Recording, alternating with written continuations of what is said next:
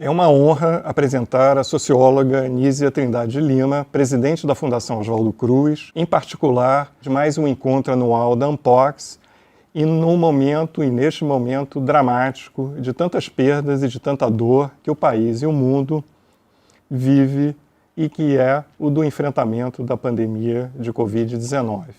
Nízia tem uma excepcional carreira acadêmica no campo das ciências sociais e de gestão de saúde, ciência e tecnologia, muito difíceis de serem resumidas. Essa combinação de ciências sociais e ação política institucional no campo da saúde, da ciência e tecnologia é exemplar para compreendermos, valorizarmos e aprofundarmos o papel das nossas ciências no Brasil hoje e para nos inspirar.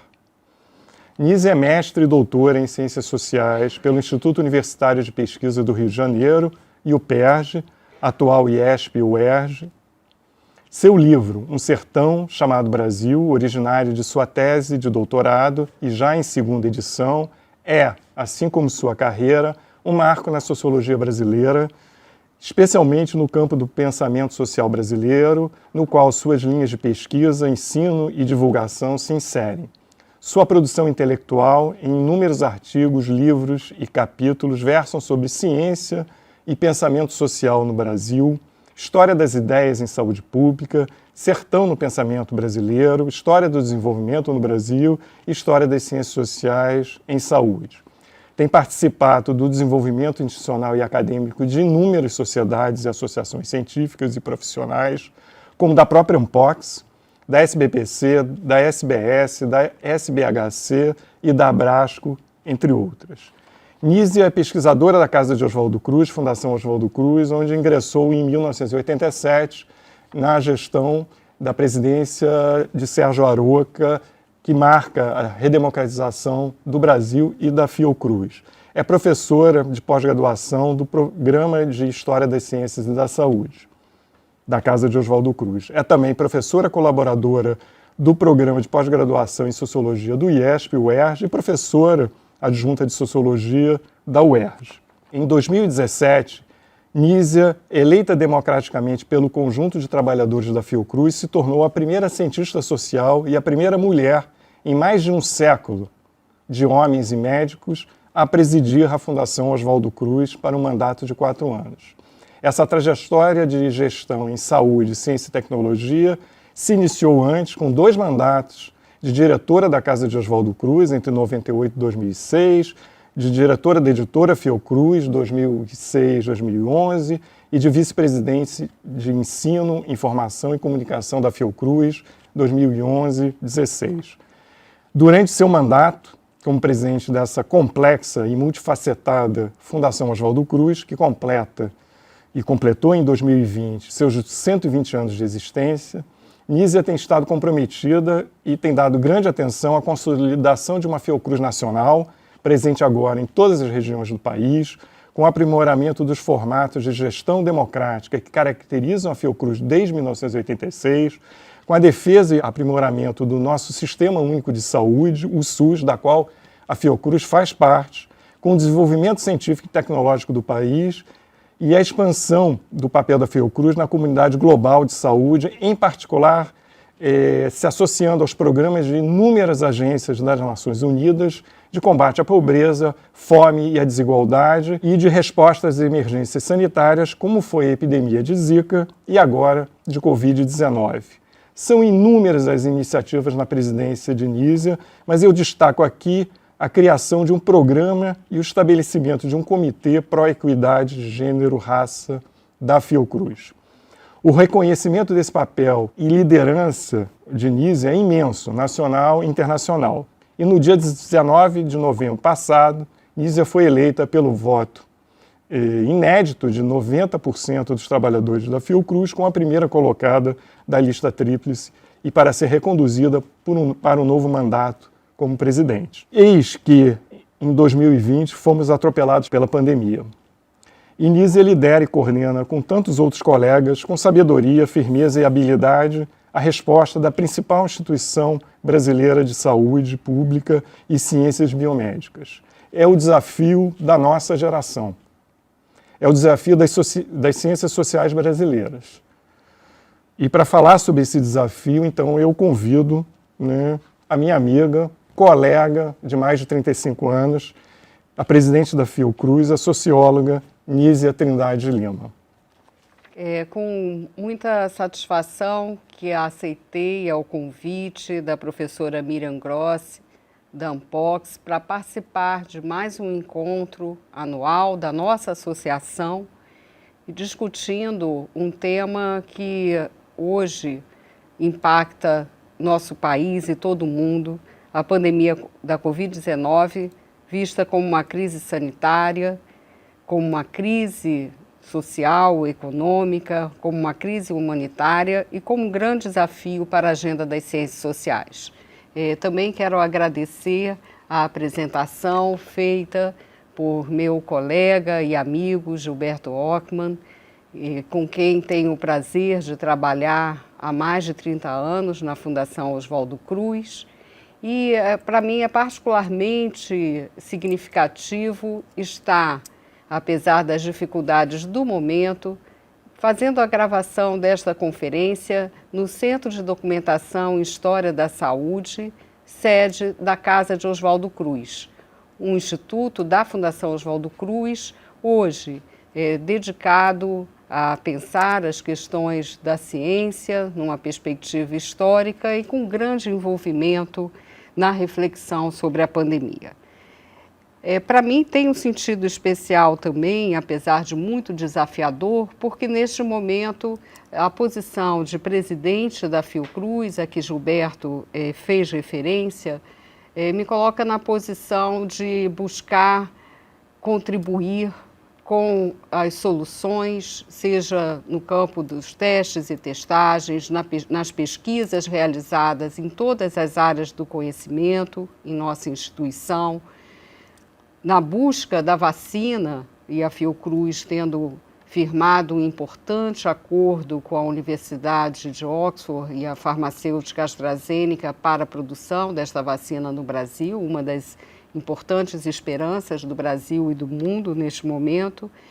Portanto, eu estou imersa, né, num conjunto de ações e ter esse espaço de reflexão, de poder compartilhar algumas ideias, eu vejo mesmo como um privilégio, ainda que a reflexão que vou apresentar seja bem menos sistemática do que eu gostaria. Então, eu vou compartilhar ideias, indagações, algumas questões já um pouco mais sistematizadas, como conhecimento, mas, sobretudo, propor, né, alguns desafios para a agenda das ciências sociais a partir da reflexão sobre a pandemia. Esse é o objetivo principal dessa exposição.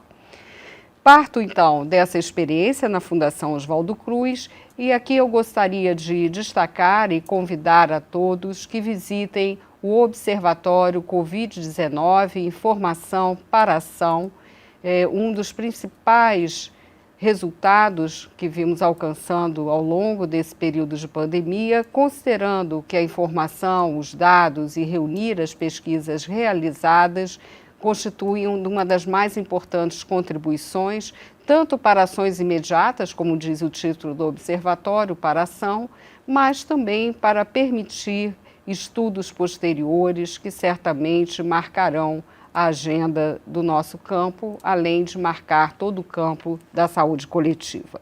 A questão da saúde, mais do que nunca, se coloca no centro dessa agenda e do ponto de vista da experiência que tenho tido, não só na Fiocruz, mas acompanhando também vários grupos internacionais, especialmente da Organização Mundial de Saúde, é possível afirmar que no contexto da pandemia as instituições fazem diferença, são um importante pilar na resposta dada, particularmente às instituições científicas, às instituições educacionais e os sistemas de saúde. Como Gilberto também fez referência, no caso do Brasil, o papel do Sistema Único de Saúde e o próprio impacto dessa resposta na visão na imaginação sobre o papel do sistema. Então, eu considero este um elemento muito importante que vai nortear a minha fala. Um segundo aspecto, assim, a ele relacionado, e ainda no contexto da Fundação Oswaldo Cruz, né, e já mencionei o fato de estar aqui na sede da Casa de Oswaldo Cruz, instituto filiado, ANPOCS, mas eu quero também mencionar ações institucionais que serão cada vez mais necessárias de reforço, de indução a programas de pesquisa efetivamente interdisciplinares ou mesmo transdisciplinares. Aqui na instituição também temos um esforço de constituição de um núcleo interdisciplinar, pensando as emergências sanitárias, e uma linha específica na perspectiva dos estudos de ciência para pensar a própria resposta dada pela instituição. Então, a oportunidade de realizar essa conferência, que muito me honra, é também um momento de reflexão sobre essa experiência que terá continuidade. Um segundo elemento importante para essa apresentação é a minha experiência como coordenadora, em colaboração com André Botelho, da Biblioteca Virtual do Pensamento Social, que em seu blog instituiu uma sessão Pandemia, Cultura e Sociedade. Também remeto a todos à leitura, desses trabalhos. A pandemia nos coloca diante do espelho, posto que nos revela um mundo atravessado por múltiplas crises e com todo um tensionamento de mudança. A pandemia da Covid-19 evidenciou uma profunda mudança nas relações entre espaço, tempo e doenças infecciosas. Percebe-se que o mundo está vulnerável à ocorrência e à disseminação global, tanto de doenças conhecidas como novas. Na verdade, este não é um fenômeno novo, mas a forma como a pandemia vem se desenvolvendo e a percepção pública sobre os riscos de contágio, as possibilidades de agravamento e a questão da letalidade e a forma como essa informação circula hoje, constituindo um aspecto central da própria pandemia, é que nos dá essa configuração diferente. A integração das economias em todo o planeta permitiu um grande aumento da circulação do processo de mercadorias, promoveu o uso intensivo e não sustentável dos recursos naturais e acentuou mudanças sociais favoráveis ao contágio pelas doenças infecciosas, como o adensamento populacional urbano, massiva mobilidade de populações nesse espaço, a agregação de grandes contingentes de pessoas em habitação precária com acesso limitado ao saneamento básico. Este, entre outros fatores, compõe o contexto social dessa pandemia, que é impossível de ser pensada senão numa interface entre o agente da infecção, a sua circulação em condições sociais as mais diferenciadas. Não se trata, como disse, de um fenômeno novo, e depois eu vou observar como, principalmente a partir da década de 1980, começou a fazer parte dos organismos de saúde pública, de instituições acadêmicas, a ideia do risco iminente de doenças emergentes e reemergentes, conceitos que eu vou comentar mais à frente. Mas eu quero afirmar aqui a novidade no sentido em que estamos vivendo essa experiência única como desenvolvimento de uma globalização da doença, para tomar de empréstimo a definição que Fiedler fez relativa à pandemia da síndrome respiratória aguda entre 2002 e 2003.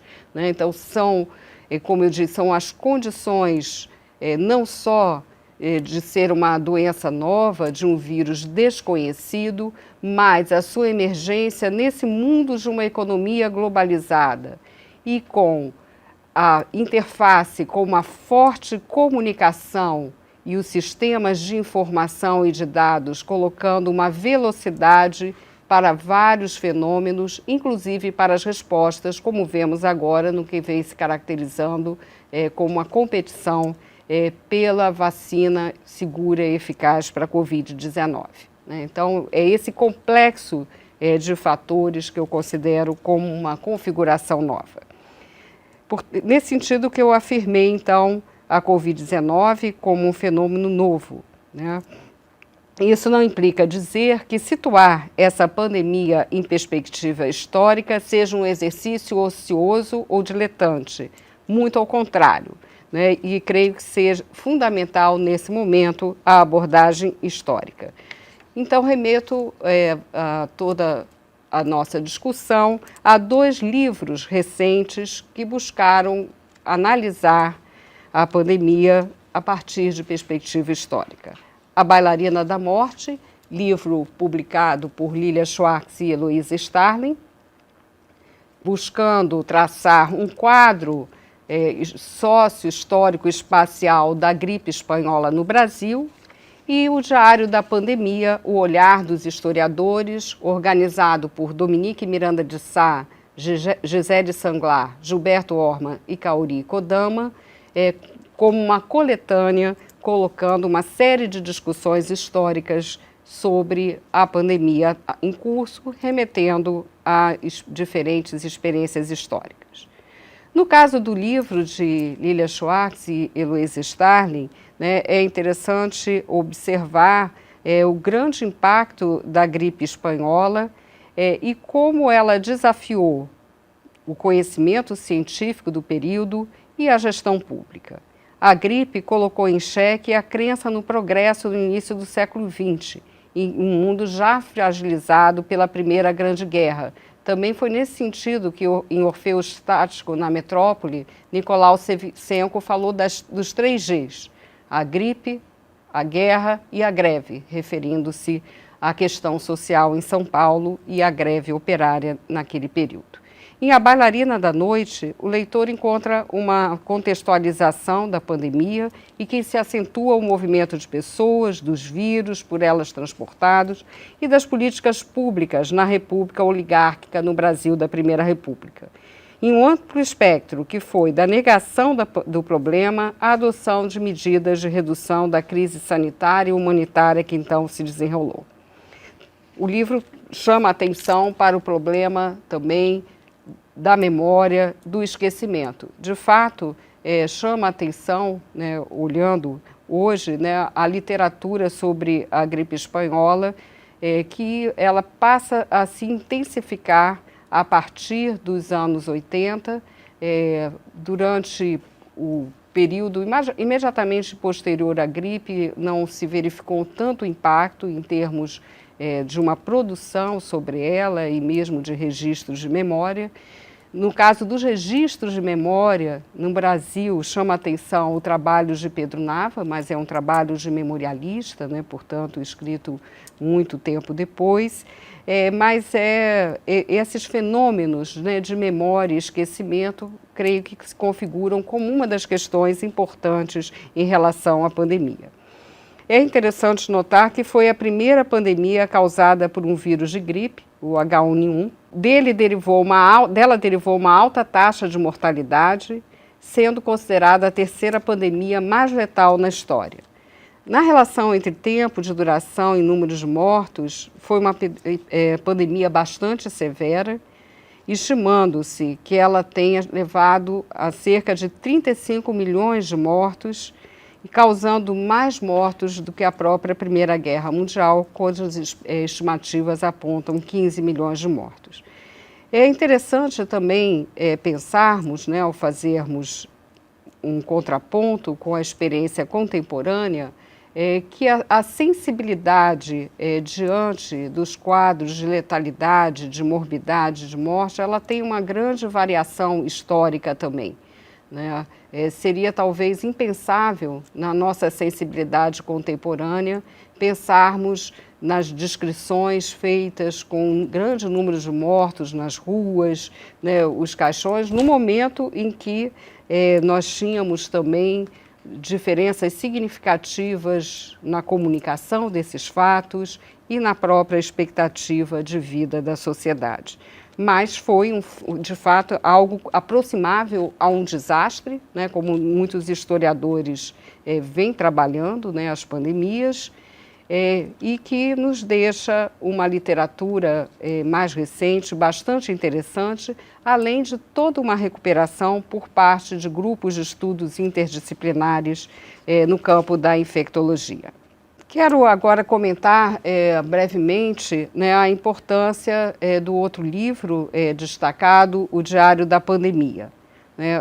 Traz um conjunto de textos bastante importantes, discutindo a narrativa histórica sobre a pandemia da Covid-19, discutindo outros eventos históricos de epidemias e pandemias, estabelecendo também, em alguns artigos, contrapontos com a gripe espanhola e a experiência da constituição de uma autoridade nacional na Primeira República, como é o caso do capítulo escrito por Gilberto Ormann, mas eu quero me destacar brevemente o capítulo escrito por Simone Kroff, em que ela retoma o trabalho de Bruno Latour sobre Louis Pasteur, a partir do artigo Dê-me um laboratório, que eu te darei o mundo, discutindo como se dá o processo de construção de um conhecimento científico, da construção de alianças entre cientistas e as sociedades e desafiando historiadores e cientistas sociais a virem para esta cena, né, a cena que nós discutimos agora, de colocar as suas perspectivas para a abordagem de um fenômeno complexo como a pandemia. Então, eu acho que são duas obras que nos colocam a importância da perspectiva histórica e na linha de algo que eu gosto muito, né, do que o sociólogo Wright Mills colocou, a imaginação histórica, para pensarmos, né, as persistências ao longo do tempo e o que há de novo no fenômeno da pandemia da Covid-19.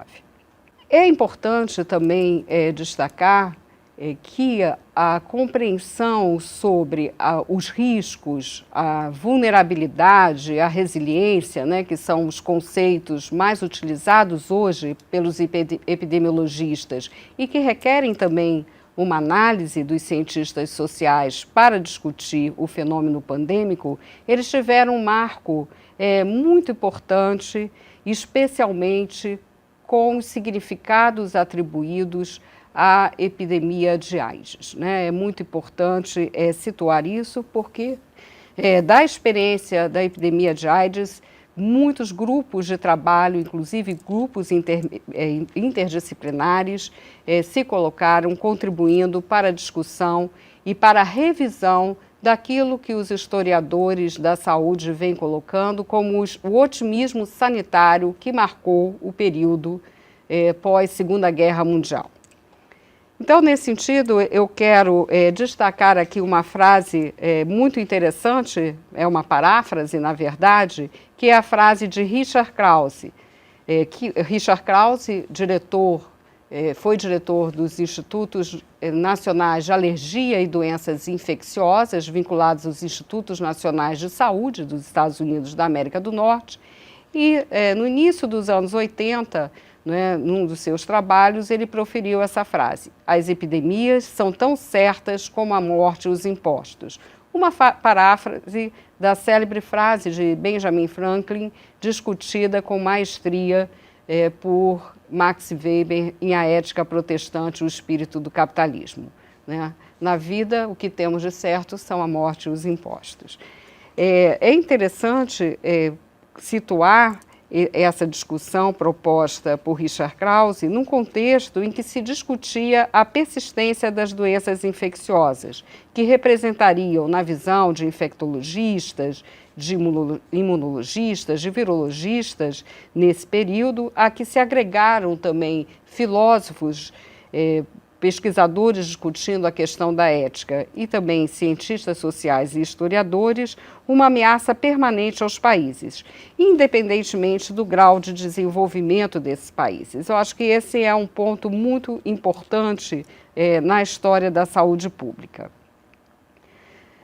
Dessa forma, o que se discutia seria aquela crítica, como eu disse, à visão de um otimismo sanitário prevalecente na segunda metade do século XX, em que se acreditou de alguma forma, e é até interessante um parênteses, né? Eu conversando com muitos pesquisadores do campo da saúde coletiva, que estudaram medicina nos anos 80, nos anos 70, desculpem, comentando sempre que os professores colocavam muitas vezes esse vaticínio, né, da vitória que as sociedades humanas teriam sobre as doenças infecciosas, com o advento e o desenvolvimento maior das vacinas, ainda que a história das vacinas seja muito mais longa, dos antibióticos e também, né, como se discutiu, da melhora nas condições de saneamento ambientais e condições de vida em muitos aspectos. Então, é interessante pensarmos, né, essa mudança na percepção de risco, né, e mesmo de ameaças a partir das doenças chamadas emergentes, né, que são doenças causadas por vírus, por fungos, enfim, por bactérias, mas particularmente por vírus antes desconhecidos, e também a discussão muito intensa das possibilidades de resposta a essas doenças. Nesse modelo teórico, ocorreria a importância das doenças infecciosas, principalmente nos países mais ricos, onde as doenças dos períodos de carência cederiam lugar para doenças de abundância e do excesso, né, caracterizando de uma maneira muito simplificada o que muitos autores apontaram como uma transição epidemiológica e sanitária. Contudo, em muitos países permaneceria uma distribuição desigual nos padrões epidemiológicos, indicando a prevalência de doenças infecciosas, desnutrição e mesmo baixa expectativa de vida, inversamente proporcional ao tamanho da economia dos países, né? Surgem as discussões sobre doença da pobreza e assim por diante. O que eu quero chamar a atenção aqui de como, e acho que a epidemia de AIDS teve um papel muito importante nessa percepção, nessa ressignificação das discussões sobre a saúde pública, como foi importante repensar, não é, essa visão, e hoje, naturalmente, com a pandemia da Covid-19, isso vem com muita força e com muita evidência. Mas poderíamos também nos perguntar, né, diante da verdadeira catástrofe, como Richard Horton chamou a Covid-19, diante dessa catástrofe, se as pandemias seriam fatalidades, né? Muito tem se discutido nesses momentos, nesses dias de enfrentamento da pandemia, sinais e simulações e cenários que desde da emergência de outros coronavírus, principalmente na Ásia, apontavam, né, para a possibilidade de um evento pandêmico. É interessante que essa visão, né, de uma fatalidade também foi bastante discutida na literatura, né, talvez até de uma maneira mais intensa que nas ciências sociais. E aqui eu lembro o livro Nêmesis, de Philip Roth, né, uma discussão muito interessante sobre a epidemia de poliomielite e a sua relação com a Segunda Guerra Mundial nos Estados Unidos da América. Né, essa ideia de que estamos pagando preço, né, por algo feito. Isso é um tema recorrente, especialmente na literatura, mas está presente hoje nas discussões frente à pandemia. Recolocamos aqui a pergunta.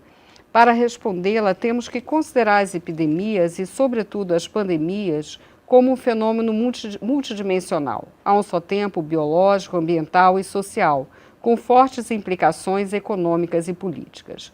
Tanto a disseminação acelerada da doença pelo mundo e seus efeitos colaterais, como as estratégias de resposta à crise sanitária e humanitária, indicam uma sobreposição de tempos e lugares na experiência humana de enfrentar esses eventos, né?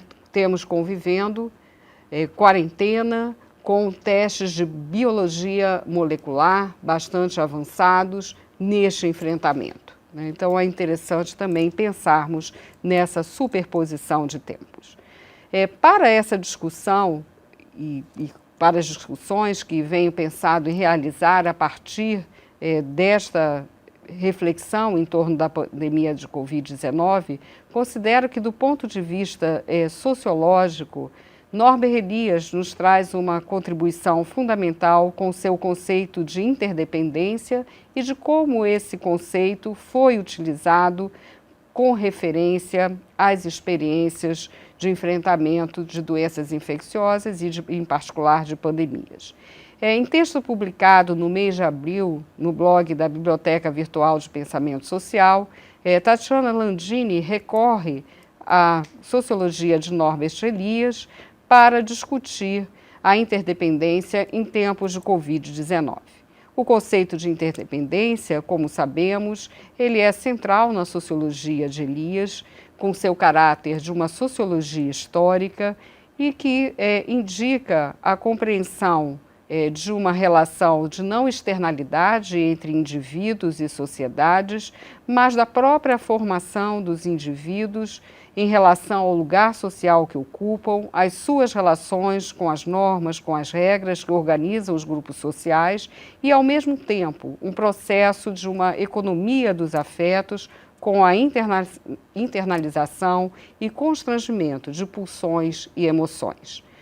Há na página da Sociedade Brasileira de Sociologia também uma interessante discussão sobre a sociologia de Elias neste mês. Ao se deter na obra de Elias, Tatiana Landini também recorre a Johann Goltzmann, particularmente ao seu livro Saúde Pública e Processo Civilizatório, discutindo a interdependência das doenças transmissíveis e a formação dos conselhos de saúde e medidas de quarentena na Europa durante os tempos de peste. Discussão com muita afinidade foi também realizada com antecedência por Gilberto Orman em seu livro A Era do Saneamento, livro no qual realizou um estudo sobre a gênese de políticas públicas em saúde no Brasil, enfatizando o papel e a interdependência social diante das doenças infecciosas e sua relação com o tensionamento diante do federalismo na Primeira República, ressaltando o papel da construção da Autoridade Nacional em Saúde com relação a esse fenômeno de interdependência. Portanto, ao colocarmos a questão da interdependência, é importante salientar que, do ponto de vista da sociologia, ela tem uma base numa visão de sociologia histórica, que tem em Norbert Elias um dos autores de referência, e que nos permite também pensar essa interdependência na situação atual, com atores políticos diversos, numa configuração muito mais complexa do que a que vivemos no início do século XX. Em termos contemporâneos, eu havia mencionado esse papel seminal também das respostas e dos estudos realizados com uma larga produção também no campo da história, das ciências sociais, em relação à epidemia de AIDS. Mas vou me deter agora a questões mais específicas da pandemia em curso. É uma pandemia de grande magnitude que não é dada pela sua letalidade, ainda que estejamos sob o efeito dessa ameaça, sob o efeito das perdas de vida, também tão colocadas de uma forma tão sensível por Gilberto Orman nessa apresentação. É importante pensarmos que configurações dão conta das respostas a essa pandemia e que chegam mesmo a fazer um autor como José Maurício Domingues, nosso colega da Unpox, em artigo recente na Current Sociology, destacar que a pandemia poderia significar um ponto de guinada, uma nova etapa da modernidade, ao colocar desafios para uma maior intervenção do Estado, discutindo as suas capacidades de intervenção num contexto de crise do Estado neoliberal. Então, acho que esse é um conjunto de questões muito importantes quando pensarmos as respostas e como também não só nos países, mas em termos de organismos internacionais, se vem pensando, né, a resposta a essa pandemia. Como a Covid-19 provém do vírus SARS-CoV-2, que originalmente não infectava humanos, e o contexto de transmissão está relacionado ao mercado de Wuhan, na China, um primeiro ponto importante a examinar é exatamente essa relação entre humanos e animais não humanos, tão importante no debate sobre doenças emergentes e reemergentes. Recentemente, inclusive no Brasil, tivemos a mudança no próprio perfil da febre amarela. Para melhor pensar essa questão, convido-os a lerem o instigante texto de Claude Lévi-Strauss, A Sabedoria das Vacas Loucas, publicado na revista Estudos Avançados em 1996. Neste artigo, o antropólogo francês analisou o fenômeno da vaca louca como uma indução ao organismo, uma vez que a fonte de contaminação estaria na farinha de origem bovina com a qual o gado era alimentado. Segue-se interessante texto com referências à premonição de Auguste Comte sobre animais como laboratórios nutritivos e os prováveis efeitos da pandemia, entre eles a possível mudança no regime alimentar das sociedades humanas. Sobre o papel da ciência e da técnica, diria Lévi-Strauss, os agrônomos se encarregarão de fazer aumentar o teor proteico das plantas alimentares, os químicos de produzir em quantidade industrial proteínas sintéticas. Mas, ainda que a encefalopatia espongiforme, né, o nome científico da doença da vaca louca, se instale de forma duradoura, apostamos que o apetite pela carne nem por isso desaparecerá. Sua satisfação se tornará apenas uma ocasião rara, custosa e cheia de risco. Então, acho que é muito interessante, né, no texto de Lévi-Strauss essa ideia da ressignificação desses eventos, no caso, a importância da questão da alimentação nessas cadeias de transmissão e de como esses eventos podem levar a uma ressignificação, mas com uma série de impactos culturais importantes, nem todos ainda previstos. Voltando à Covid-19, né, no plano global, é importante considerar que a pandemia pôs em relevo a relação entre os Estados nacionais, o controle de fronteiras e também a vulnerabilidade mesmo de países ricos, que não apareciam até recentemente, isso vendo as publicações da Organização das Nações Unidas, no mapa de riscos como países mais vulneráveis à possibilidade da emergência de doenças infecciosas. Durante todo esse período da pandemia, convivemos com a discussão sobre a dificuldade para respiradores, testes moleculares e uma série de equipamentos de proteção individual, remetendo, no caso do Brasil e de outros países, ao debate sobre o complexo econômico e industrial de saúde e mostrando que essa vulnerabilidade também tem a ver com a concentração da base industrial hoje em poucos países. Ao se tratar de um evento multifacetado, o desenho de possíveis cenários remete a um amplo conjunto de problemas a serem considerados pelos analistas sociais. E aqui eu vou destacar o debate que vem ocorrendo no âmbito da Organização das Nações Unidas sobre a recuperação econômica. Recentemente foi constituído um grupo para pensar um mapa para uma agenda de pesquisa voltada para essa recuperação em 5 pilares: sistemas e serviços de saúde, proteção social e serviços básicos, resposta econômica e programas de recuperação, políticas macroeconômicas, coesão social e resiliência comunitária. O que é de se destacar, e isso tem ocorrido muito nos organismos internacionais vocalizados pelos países africanos, que ainda que se aponte como um fato o crescimento da desigualdade social em todo o mundo, os últimos anos viram alguns indicadores importantes do ponto de vista de qualidade de vida, como a mortalidade infantil, do ponto de vista de redução de pobreza em muitos países. No caso do Fundo das Populações das Nações Unidas, particularmente a mortalidade infantil e alguma redução na mortalidade materna, como importantes indicadores de saúde e de bem-estar, vêm sendo apontados, e mesmo o aumento na expectativa de vida.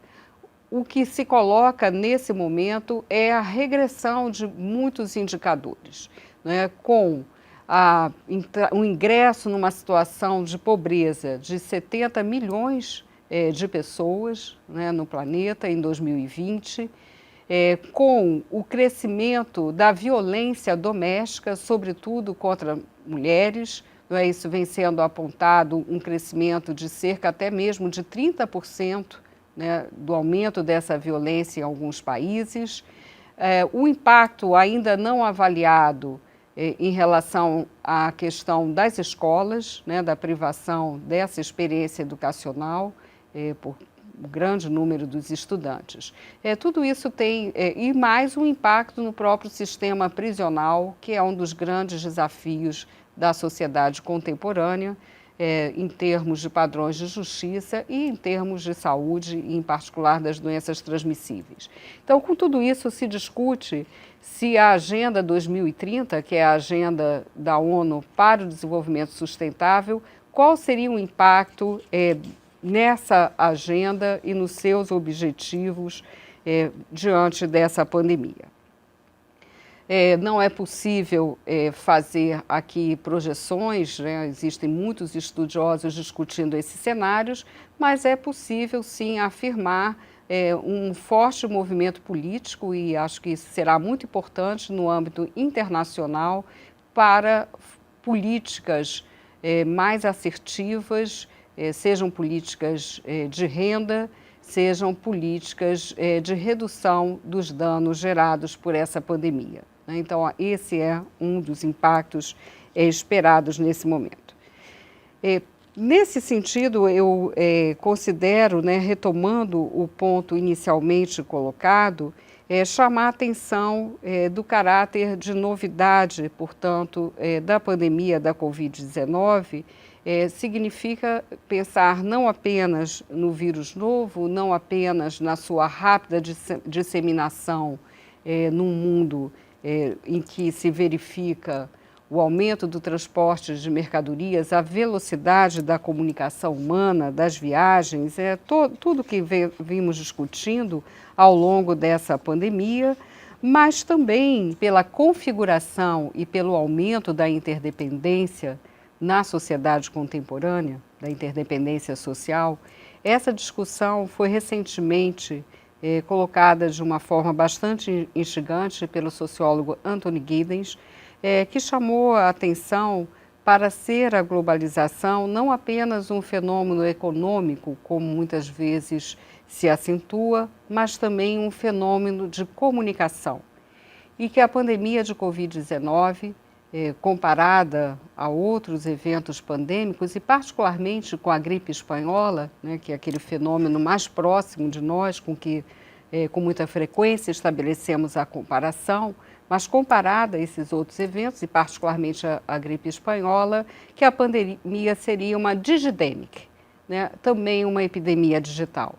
Querendo fazer referência não a que ela seja produto de uma construção mediada pelas tecnologias de informação e comunicação, e negando a discussão sobre a realidade do evento pandêmico, mas que a própria comunicação, os dados, os grandes sistemas de dados, a chamada Big Data, que todos esses eventos são constitutivos da própria formação da pandemia, e dos significados que a ela atribuímos. Um exemplo bastante eloquente, muito próximo ao que vimos nos dias atuais, é dado pela comunicação da eficácia e segurança da vacina. né? Quer dizer, o discurso científico, ele passa a fazer parte do léxico diário das pessoas, né? Cotidianamente, termos que vêm dos vários campos da ciência e da tecnologia, mas o que precisamos discutir é a própria mudança que certamente os sociólogos, os historiadores da ciência se debruçarão sobre isso, do padrão de comunicação científica. Não é? Porque estamos diante de um padrão em que, pela imprensa, resultados científicos são anunciados antes mesmo da publicação do artigo científico.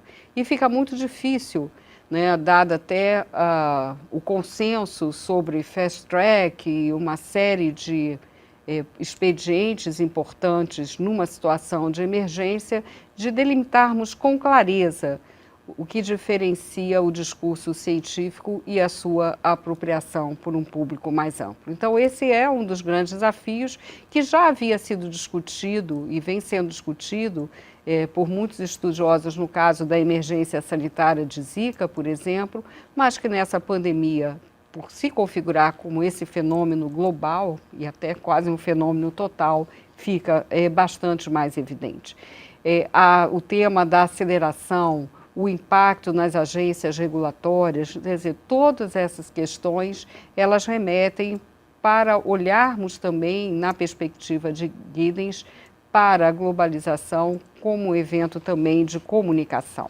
Né? Eu considero que esses pontos são muito importantes no debate que estamos fazendo hoje, não só das respostas imediatas, mas para possíveis mudanças, até mesmo na discussão sobre ciência aberta, sigilo das informações no mundo da inovação, sem contar, e eu acho que não vou me deter nesse aspecto, nesta conferência, mas é importante chamar a atenção, a própria mudança do ponto de vista da economia da saúde, do quanto as vacinas, não é, que eram muitas vezes vistas como importantes instrumentos de saúde pública, mas sem o mesmo valor de mercado que os medicamentos, por exemplo, seja de síntese química ou sejam mais recentemente os biofármacos. Então, a questão mesmo do mercado de vacinas, colocando importantes questões de acesso, importantes questões para uma visão de democracia, de acesso a bens de saúde, de justiça e de equidade. Não sabemos ainda quão disruptiva será a crise econômica associada à pandemia, né? No mundo em que nós já temos hoje, né, há 30 anos atrás, nós tínhamos 30% dos trabalhadores no setor industrial no mundo, hoje apenas 10%. Não sabemos qual será esse impacto. Discute-se, mas podemos ver isso como um caminho desejável, mas não dado, né, a necessidade de um Estado mais ativista, pós-crise, né, do estado de bem-estar social. Essa é uma importante discussão. Discute-se também a confiabilidade das informações e da comunicação, do que já se vulgarizou como fake news. Mas creio que a pandemia nos trará muitos outros elementos de desafio que não são necessariamente a manipulação dos fatos, mas a forma como se comunicam achados científicos, a forma como vão se construindo bases de percepção na sociedade sobre a doença e sobre as respostas necessárias a ela. E, por fim, não menos importante, todo o debate sobre mudança climática, risco ambiental, inexoravelmente relacionado a esse debate sobre a superação da crise. Olhando o que se tem feito até agora, né, é importante pensar que não necessariamente, como eu já havia mencionado, aqueles países que não estavam em posição das mais precárias em termos de mapa de risco, como é o caso dos Estados Unidos, da América do Norte ou da Europa, deram as melhores respostas, né? Eu acho que a pandemia tensionou também essas verdades estabelecidas nas discussões sobre risco e resiliência. Os países industrializados da Ásia enfrentaram a pandemia com uma grande mobilização de recursos físicos e tecnológicos, mas também com respostas muito prontas e muito imediatas, em grande parte pela vivência de experiências anteriores com epidemias de coronavírus e outras doenças. É interessante pensar assim que a gestão pública teve um papel fundamental. Não só as estruturas, e eu falei, no caso brasileiro, da importância das instituições científicas, das respostas do sistema de ciência e tecnologia nacional e também do Sistema Único de Saúde, mas além daquilo que é estrutural, também a pandemia revelou, e isso é um fenômeno que também pode ser observado historicamente, a importância da gestão pública, né, das respostas certas no tempo certo. A pandemia também tensionou a relação da gestão dos governos e das políticas adotadas pelas autoridades nacionais de saúde e pelos governos, enfim, com as comunidades científicas. Nesse sentido, é muito interessante o livro de Richard Horton, que eu já mencionei, colocando a grande tensão vivida no Reino Unido, né, quando houve também uma grande controvérsia científica com relação à melhor abordagem e à própria discussão de outro termo que se vulgarizou entre nós, da chamada imunidade de rebanho, como uma alternativa, um caminho alternativo possível para lidar com a crise sanitária e a crise econômica e social. Né? Quer dizer, são essas respostas, essas diferentes respostas, fatalmente vão fazer olhar de uma maneira diferente para o sistema de vigilância em todo o mundo. Uma das lições aprendidas com a pandemia, mas quando falamos em lições aprendidas, eu dei muita importância à questão das instituições, né, e da construção de consensos públicos para a preparação diante de novas situações, mas não sabemos efetivamente se a lição será aprendida. Né?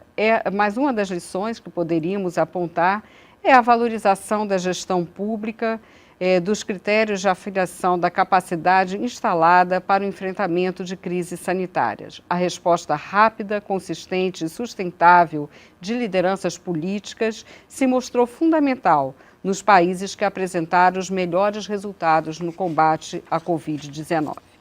Em relação à comunidade científica, há um desafio muito importante de algo que vem acontecendo em muitos países, que é a definição de um cientista-chefe, né, acompanhando a definição das políticas de saúde, particularmente das políticas de combate à pandemia.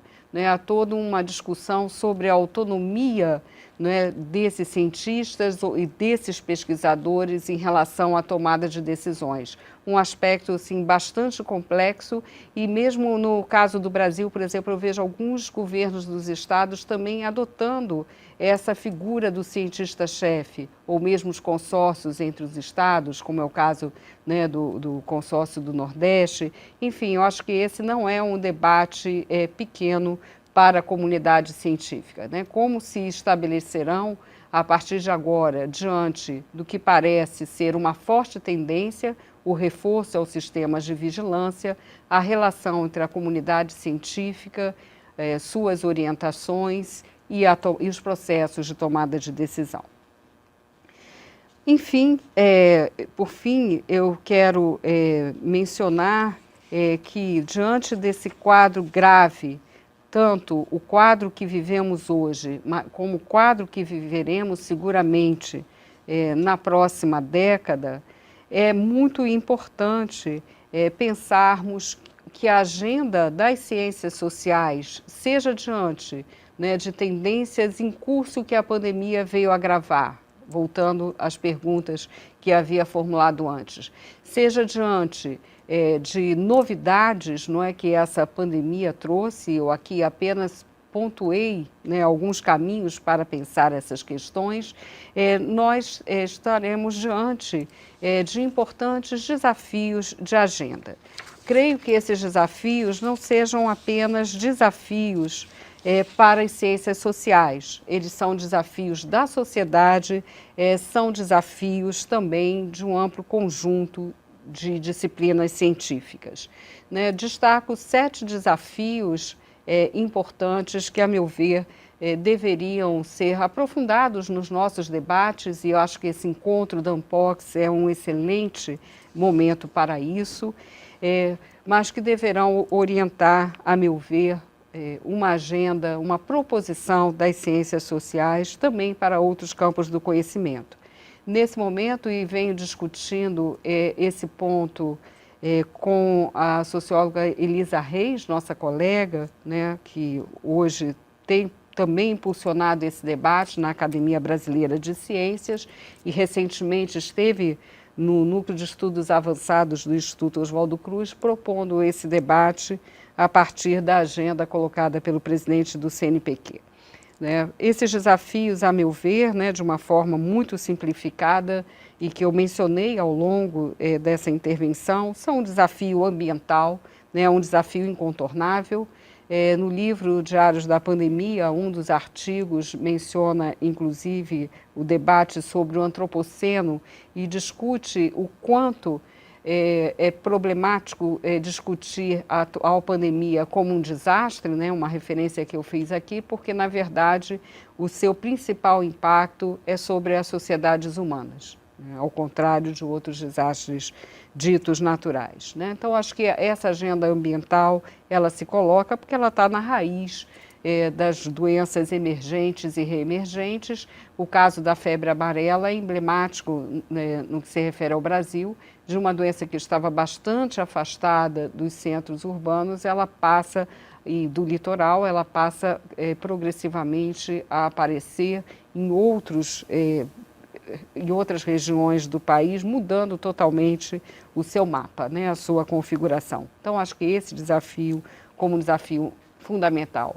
O desafio demográfico, né, eu falei dos ciclos de vida e a questão do impacto na população idosa, mas acho que esse desafio vai muito além e ele será incontornável também à luz dessa pandemia, né? Há toda uma discussão também de ordem ética, né, sobre as prioridades e que se colocará novamente em relação à questão da vacinação, né, a proteção dos mais vulneráveis, a interrupção da transmissão, né, quais imperativos deverão orientar as políticas públicas e a nossa agenda de pesquisa. O desafio da persistência das desigualdades e as desigualdades como um elemento central na própria configuração da pandemia, né, que, como sabemos, os vírus não circulam por si, né? Então, eu acho que esse é um aspecto fundamental. Só brevemente mencionar o impacto da pandemia na região norte, que colocou, do país, no caso do Brasil, que colocou a nu não apenas a questão das desigualdades de renda e outras desigualdades, mas a desigualdade de acesso, inclusive a serviços bancários, tendo um efeito não esperado do importante e necessário auxílio emergencial, com deslocamento de pessoas, né, para aquelas localidades onde era possível ter o acesso à Caixa Econômica e, enfim, ao seu auxílio emergencial, a grande circulação da pandemia nos nossos rios amazônicos. Os desafios referidos à biotecnologia, né, que eu já fiz referência, e que se colocam como uma agenda importantíssima para as ciências sociais. Os desafios referidos às novas tecnologias de informação e comunicação.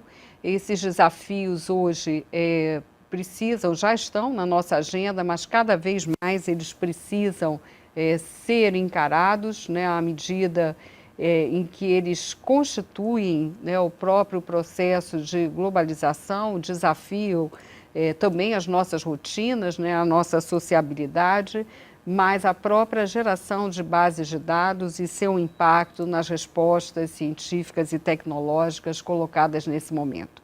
Os desafios relacionados às mudanças no mundo do trabalho, eu me referi a desemprego, a novas formas de trabalho.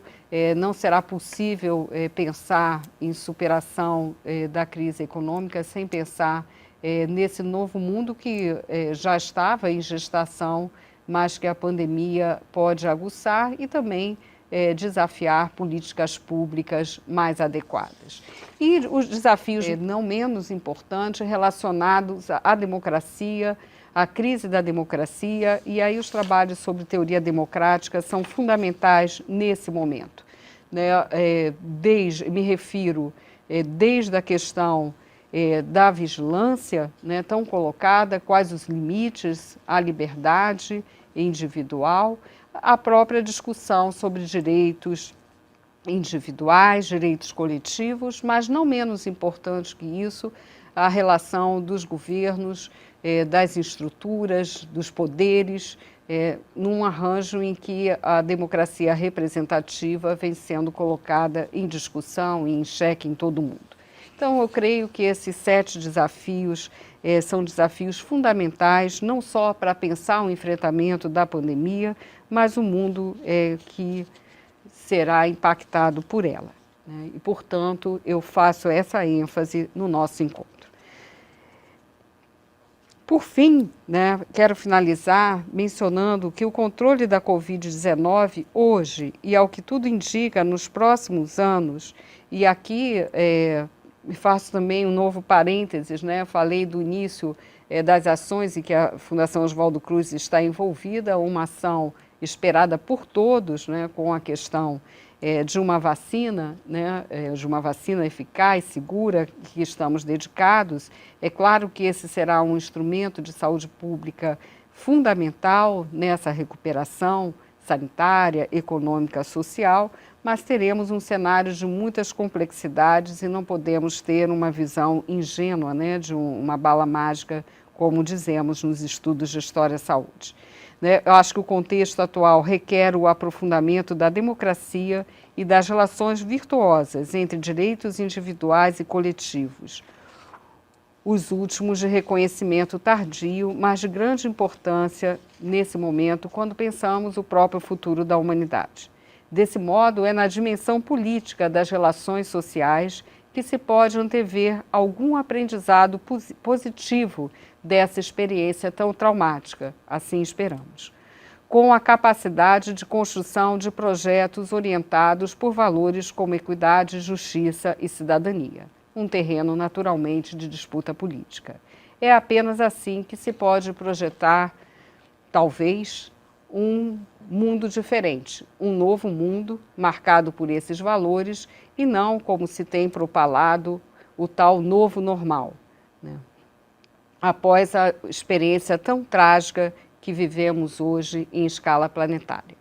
Quero agradecer ao convite novamente à professora Miriam Grossi e deixar aqui minhas palavras também da importância de seguirmos nessa agenda de debate e nessa minha dupla condição, né, de colega, membro da Ampox e atualmente presidente da Fundação Oswaldo Cruz, a expectativa de que possamos fortalecer também esse debate interdisciplinar, transdisciplinar, tão importante em torno dessa agenda para o futuro da nossa sociedade e de uma agenda de fortalecimento do debate democrático em todo o mundo.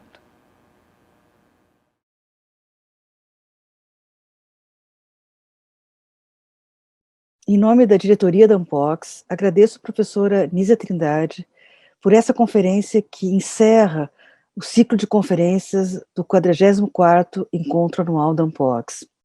Escutá-la sobre a pandemia do Covid-19, que foi a experiência central de todos nós ao longo desse ano, foi uma forma importantíssima de entendermos esse momento do ponto de vista sociológico, na sua articulação com o campo da sociologia da saúde. Muito obrigado por essa ilustrativa conferência que nos dá esperanças para o ano que se aproxima. Um abraço.